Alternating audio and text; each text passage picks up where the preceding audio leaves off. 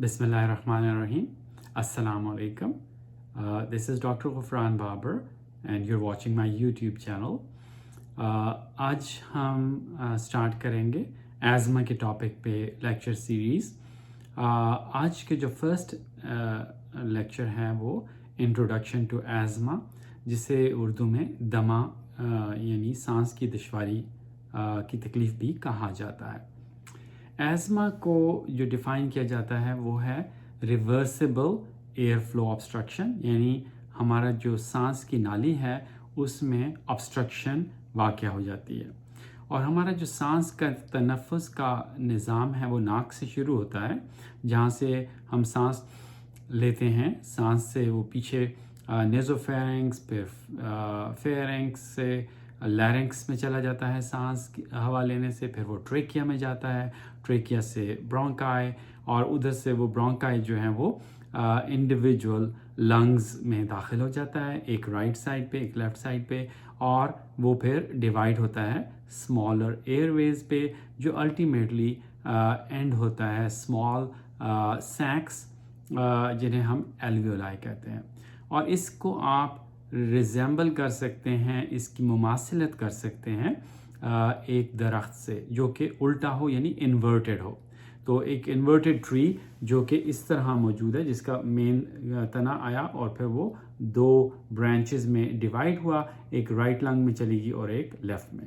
और जिस तरह फर्दर ब्रांचेस ट्री से निकलती हैं, इसी तरह एयरवेज जो है वो लोब्स में राइट साइड पे 3 लोब और लेफ़्ट पे 2, तो वो लंग्स के अंदर डिवाइड हो जाती हैं और इंडिविजुअल लंग के यानी जो फेफड़े हैं उनके अंदर ये ब्रांचेस डिस्ट्रीब्यूट होती हैं. और जहाँ से जो स्मॉलेस्ट स्ट्रक्चर वो एल्वियोलाई यानी एक सैक लाइक स्ट्रक्चर है, जहाँ पे एक्सचेंज ऑफ गैसेस होता है.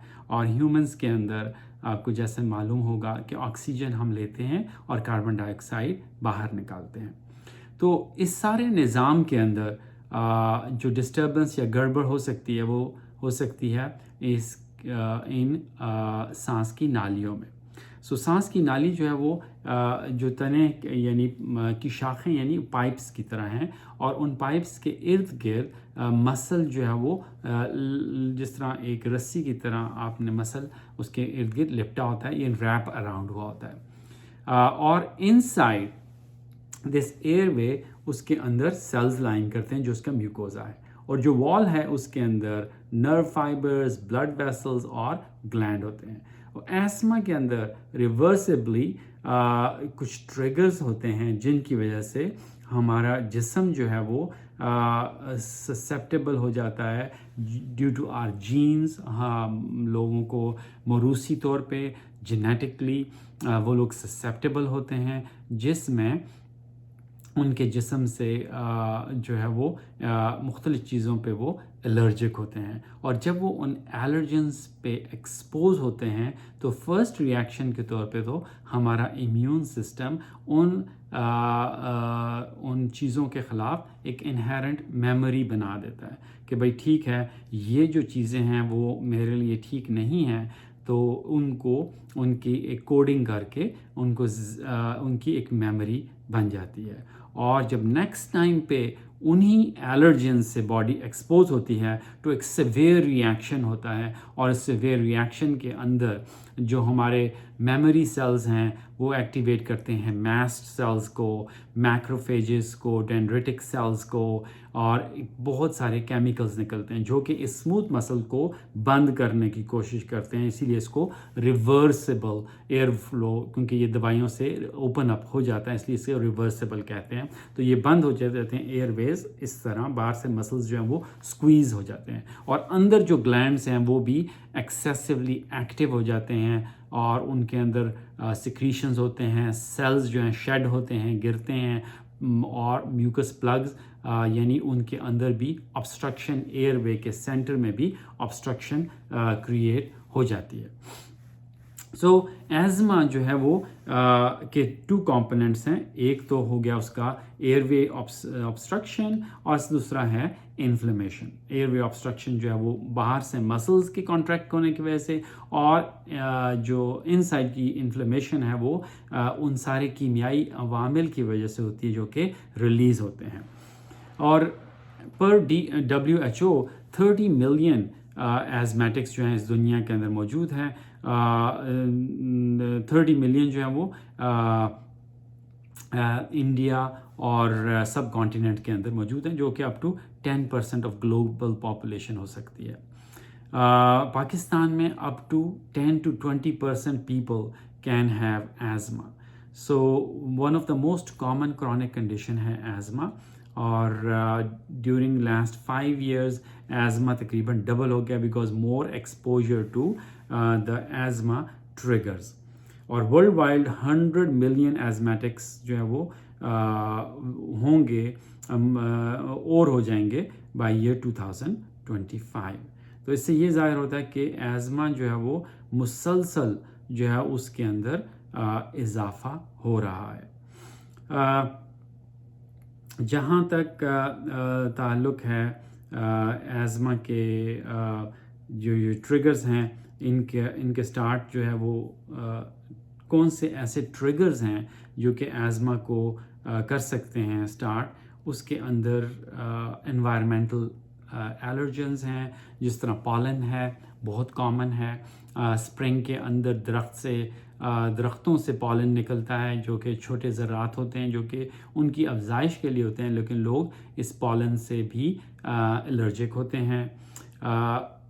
Animals, small insects inside the houses, cockroaches very famous for asthma trigger, mites, bed bugs, ये सब जो हैं इनकी जो फीसेस, जो इनके स्टूल्स हैं या जो वो ड्राई होके स्प्रेड करते हैं इनके वो जो है वो जो लोग इनसे सेंसिटिव होते हैं, एलर्जिक होते हैं, तो वो एज़मा जो है वो ट्रिगर हो सकता है।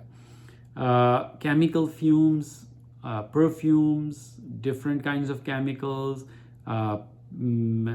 क्लीनर्स जो मुख्तलिफ हम यूज़ करते हैं स्प्रे की सूरत में, उन क्लीनर्स चाहे बाथरूम क्लीनर्स हैं या किचन क्लीनर्स हैं, उनसे लोग हो सकते हैं, और वो पार्टिकल्स जो हैं एरोसलाइज होके यानी वो स्प्रेड करते हैं हमारी एनवायरनमेंट में, जो हम इनहेल करके एज़मा का अटैक हो सकता है।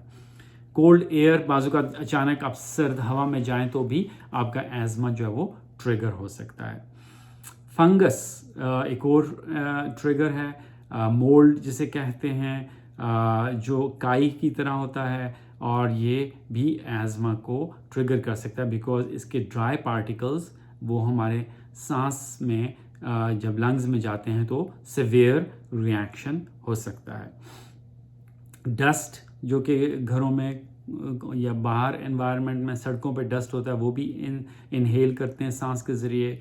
स्ट्रॉन्ग ओडर्स जो बाहर आपको फ्रॉम द व्हीकल्स, जो कारों से पोल्यूशन निकल रहा है उससे भी वो होता है एज़मा। जो फैक्ट्रीज से धुआं निकल रहा है लोग उससे ससेप्टेबल हैं। तो जो लोग हाई पोल्यूशन एरियाज़ में रहते हैं, चाहे वो अमेरिका के अंदर बड़े शहर हैं, पाकिस्तान के अंदर कराची, लाहौर, इन सिटीज़ के अंदर, पिंडी के अंदर जहाँ पे पोल्यूशन ज़्यादा है, वहाँ पे एज़मा ज़्यादा होगा। इनर सिटीज़ के अंदर, पावर्टी के अंदर, अनहाइजीनिक कंडीशंस में जो लोग रह रहे हैं, smoking is a big trigger. जो लोग स्मोक करते हैं और जिनके इर्द गिर्द स्मोकिंग हो रही होती है, पेरेंट्स स्मोक कर रहे हैं, ग्रैंड पेरेंट्स स्मोक कर रहे हैं, या वो ट्रैवल कर रहे हैं बस में या गाड़ी में, कोई स्मोक कर रहा है, तो उससे भी एज़मा ट्रिगर हो सकता है। Stress which could be socio economic stress, परेशानियाँ भी एज़मा को, बच्चों के अंदर अगर चाइल्ड अब्यूज़ है, होमवर्क रिलेटेड स्ट्रेस है, वो भी एज़मा को ट्रिगर कर सकती है। पेट्स कॉमनली जो हमारे घरों में मौजूद होते हैं, cats, they are most famous to trigger for triggering of asthma. Food allergies is a big thing. Some people are allergic to peanuts, seafood, berries, you name it. There is a slew or long list of food allergy, egg protein allergy. People are allergic to ragweed, they are allergic to pollen, they are allergic to fumes, the long list of foods, roaches, all these things جو لوگ جو ہیں ان سے allergic ہو سکتے ہیں. Exercise induced asthma is very common. People when they do physical activity, that kind of triggers their asthma, and they have sudden attack of respiratory obstruction. They feel chest ٹائٹنس جس میں سینے میں ٹائٹنس محسوس ہوتی ہے, ویزنگ شروع ہو جاتی ہے, آڈیبل جس میں کی آواز ان کے سانس میں سیٹی کی طرح آنی شروع ہو جاتی ہے, ان کا بریدنگ کا ریٹ بڑھ سکتا ہے, ایکسیسو مسلز یوز کر سکتے ہیں, اس طرح قسم کی ان کو ایئر ہنگر محسوس ہوگی, بات نہیں کر سکیں گے, اور امیوننٹ ڈینجر چیسٹ پین کا اتنا زیادہ ہوتا ہے, چیسٹ ٹائٹنس کا, کہ they feel that they will die. So that kind of thing can happen when asthma is triggered. And اور asthma جو ہے وہ itself جو common ہیں وہ typically wheezing اور difficulty in breathing کے اندر present کرتے ہیں, اور persistent cough کے ذریعے present کرتے ہیں up to 30% of cases. Rest of the 70% are atypical, nighttime coughing, they have coughing during the daytime for no reason. Activity or exercise induced asthma we discussed, persistent coughing after a respiratory infection has resolved, meaning even the آپ کا جو respiratory virus ختم بھی ہو گیا تو بھی آپ کی کھانسی نہیں جا رہی. اور بعض لوگ جس طرح میں نے کہا کہ inside of the airways بھی obstruction ہوتی ہے, جس کی وجہ سے جو ایئر ہے, جو fluids ہیں وہ ٹریپ ہو جاتے ہیں, اور ریکرنٹ نمونیا جو ہے وہ ہو سکتا ہے. Several investigations can be done, لیکن commonest is FE1 forced expiratory volume, جو کہ آپ فرسٹ سیکنڈ میں کرتے ہیں. اس طرح تیزی سے کتنی آپ ایئر جو ہے پہلے سیکنڈ میں باہر نکال سکتے ہیں. تو اس کا ریشیو ہوتا ہے FE1 کا فورس وائٹل کیپیسٹی ٹوٹل سے, تو وہ ریشیو جو ہے وہ میجر کرتا ہے کہ آپ کتنا آپ کے ایئر وے کے اندر obstruction ہے. عموماً انڈر ایج 6 ایئرز کے اندر جو ہے وہ آپ کے اندر یہ زیادہ یوزفل ہوتا ہے کہ کتنی آپ کی جو ایئر وے کے اندر وہ obstruction ہو رہی ہے. اور ایئر فلو میٹر بھی دستیاب ہوتا ہے ارجنٹ کیئرز اور ای آرز کے اندر, جس کی وجہ سے وہ obstruction کو میجر کرتے ہیں اور پھر رسپانس ٹو ٹریٹمنٹ کو ایویلویٹ کرتے ہیں.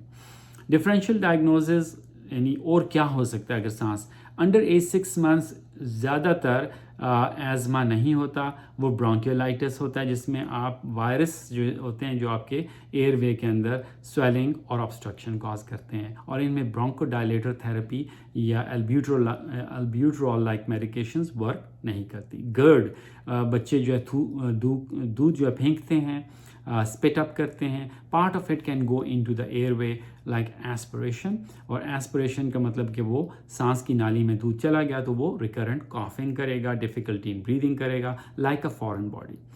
After 6 months they start weaning from breast milk or start eating semi solid food. اس میں لوگ بچوں کو piece of bread دے سکتے ہیں, grapes دیتے ہیں, piece of meat دیتے ہیں, and accidentally it can go in the airway, اور ایئر وے کے اندر جا کے وہ obstruction کر سکتا ہے, فورن باڈی جو ہے انہیل کر سکتے ہیں.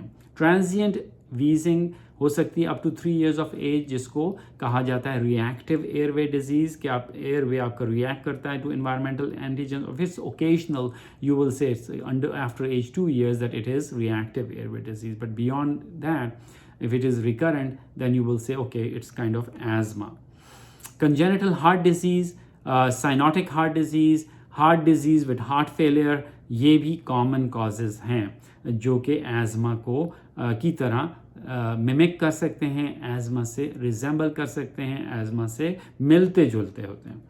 اور beyond age 3 years asthma جو ہے وہ کاز ہے ویزنگ کا اور obstruction ٹو ایئر وے کا. یہاں پہ بھی آپ کو کنجنٹل ہارٹ ڈیزیز ذہن میں رکھنی ہے, اور ٹرانزینٹ ایئر وے obstruction یعنی ریئیکٹیو ایئر وے ڈیزیز بھی آپ نے اس میں کرنی ہے. जहाँ तक क्लासिफिकेशन है एज़मा सिवियरिटी कि एज़मा आपका कितना सिवियर है, उसमें आपका इंटरमिटेंट है जो कि ओकेजनल एज़मा है, फिर परसिस्टेंट है जो कि होता रहता है, और उसमें भी माइल्ड, मॉडरेट और परसिस्टेंट। माइल्ड का मतलब कभी कभार हो जाता है।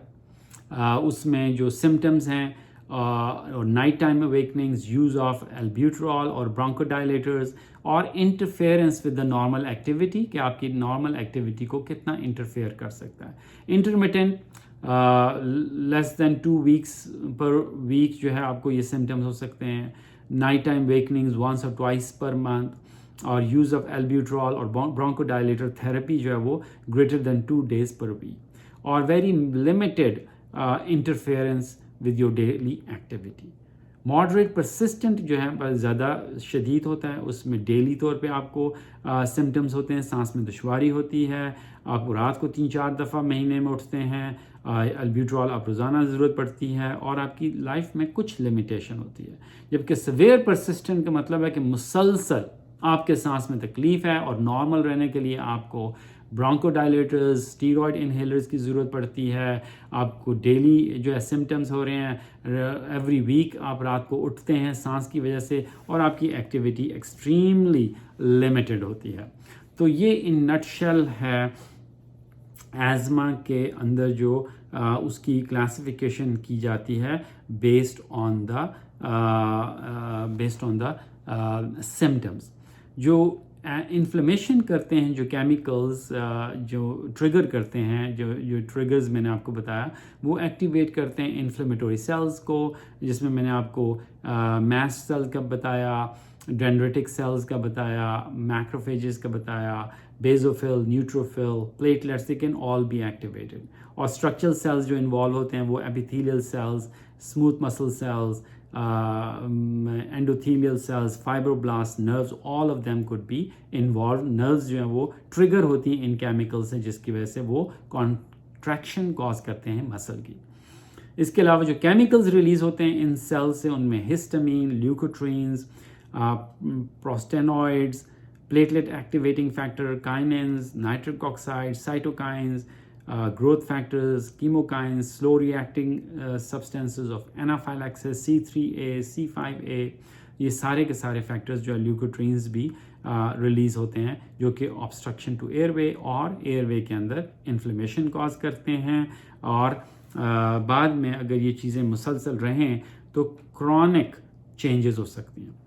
जो फैक्टर्स इन्फ्लुएंस करते हैं एज़मा, उसमें आपकी जीन्स हैं, जैसा मैं पहले कह चुका कि जेनेटिकली प्रेडिस्पोजिंग टू एटोपी, यानी आप एलर्जी के ऊपर ससेप्टेबल हैं, यानी आपको एलर्जीज होती हैं बिकॉज ऑफ जेनेटिक ससेप्टेबिलिटी, मौरूसियत की वजह से, ख़ानदानी बीमारी, पेरेंट्स को है, अंकल्स को, एंट्स को। So strong family history of asthma is not a good thing, and sometimes new genes में अपीयर जो कि एज़मा को ट्रिगर कर सकती हैं। मोटापा, ओवरवेट स्टेटस, सेक्स, बॉयज़ में बी मोर ससेप्टेबल। ट्रिगर्स हमने डस्ट, स्मोक, पॉलेंस का जिक्र किया, स्कूल के अंदर चॉक होता है, फिज़िकल एक्सर्शन का जिक्र किया हमने, change in weather, cold weather, strong emotions, stress, laughing can trigger asthma, furry animals and birds, जिसमें कैट्स का जिक्र किया हमने।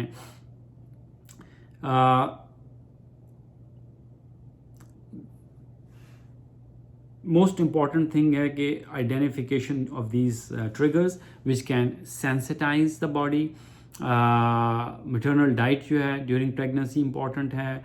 बाज़ इन्फेक्शंस, माइक्रोब्स जो वो इम्पॉर्टेंट हैं। Viral infections like respiratory syncytial virus, if it happens as a child it can trigger asthma later on in life. And psychosocial और stress factors are very very very important. 90% of the kids will have cough as a presenting symptom, 74% wheezing, and some children can, up to 70% can have exercise-induced asthma.